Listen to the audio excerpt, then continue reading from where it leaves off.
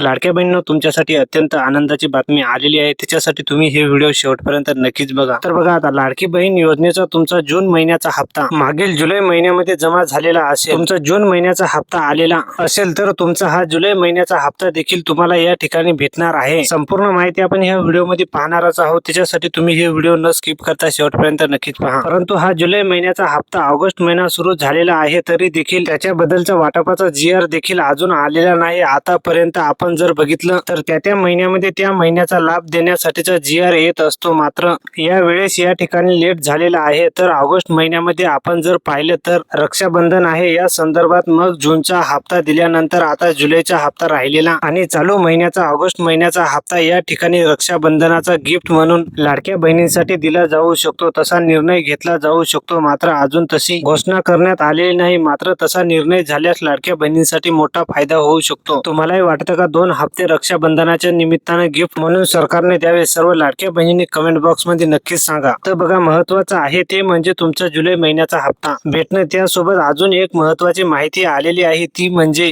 लाभार्थ्यांची आता प्रतीक्षा संपलेली आहे। अंतिम यादी जाहीर। आता लाडकी बहीण योजनेची 1500 रुपयांचा हप्ता या ठिकाणी जुलै महिन्याचा कधी येणार त्याचीच माहिती आपण बघणार आहोत। मुख्यमंत्री माझी लाडकी बहीण योजनेत KYC आणि पडताळणी प्रक्रिया पूर्ण झाली असून 1.66 कोटी पात्र महिलांची अंतिम यादी जाहीर करण्यात आलेली आहे, अशी न्यूज मध्ये या ठिकाणी ही माहिती सध्या प्रसिद्ध झालेली आहे। मुख्यमंत्री माझी लाडकी बहीण योजनेतल्या लाभार्थी महिलांसाठी मोठी अपडेट समोर आलेली आहे। राज्य सरकारने KYC आणि लाभार्थी पडताळणी प्रक्रिया पूर्ण करून पात्र महिलांची अंतिम यादी तयार केलेली आहे। यामध्ये 1,66,00,000 महिलांचा समावेश करण्यात आलेला आहे। आता याच महिलांच्या बँक खात्यामध्ये दरमहा 1500 रुपये थेट DBT द्वारे मदतीने या ठिकाणी इनडायरेक्ट बेनिफिट ट्रान्सफर जे आहे, म्हणजे प्रत्येक वेळेस याच पद्धतीने पैसे जमा होतात तुमच्या अकाउंटला, तसेच ह्या लाडक्या बहिणींना सतत जमा होत राहणार आहे। तर बघा, तसेच याआधी अनेक महिलांचे अर्ज KYC मुळे अपूर्ण असल्यामुळे किंवा पडताळणी रखलेली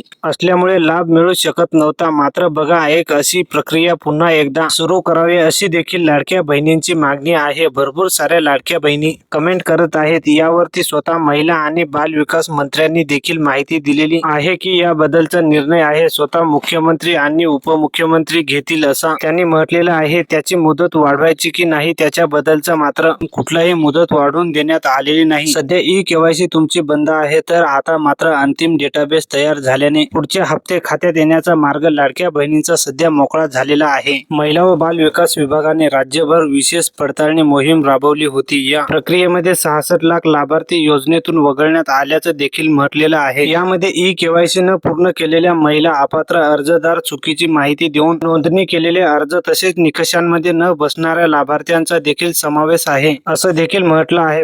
तर बघा लाडक्या बहिणींनो, या व्हिडिओमध्ये एवढीच माहिती आहे। तुम्ही जर आपल्या चॅनलवरती नवीन असाल तर चॅनलला नक्की सबस्क्राईब करून घ्या।